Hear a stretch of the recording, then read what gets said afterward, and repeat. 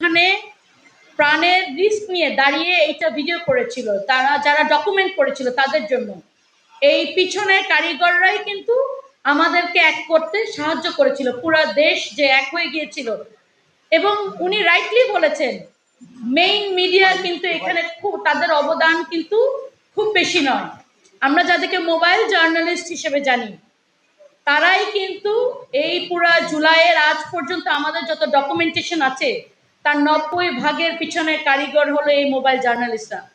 তারা এগুলাকে ডকুমেন্ট করেছে, তারা এগুলাকে সংরক্ষণ করেছে এবং নিজের এবং পরিবারের জীবনের রিস্ক নিয়ে। কারণ তাদের তো কারো বেগম পাড়ায় বাসা নাই, আছে? তাদের কারো লন্ডনে 237টা বাড়ি নাই, তাদের কারো অন্য দেশে কোনো ঠিকানা নেই।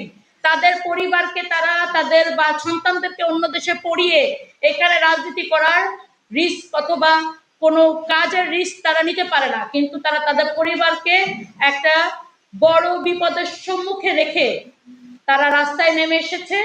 তারা প্রত্যেকটা অনাচার, প্রত্যেকটা অত্যাচার একদম পাশে থেকে ডকুমেন্ট করেছে। আমরা এটাও দেখেছি যে জার্নালিস্টরা ছবি তুলছিল দেখে তাদের দিকে তাক করে করে বুলেট মারা হচ্ছিল, এটা আমরা দেখেছি। এবং এভাবেই কিন্তু আমরা জার্নালিস্ট শহীদ হয়েছে 6 জন, কিন্তু কতজন আহত হয়েছে, কতজন সেই রাবার বুলেট অথবা আহতর চিহ্ন নিয়ে ঘুরে বেড়াচ্ছে, আমরা কি তার খোঁজ করেছি?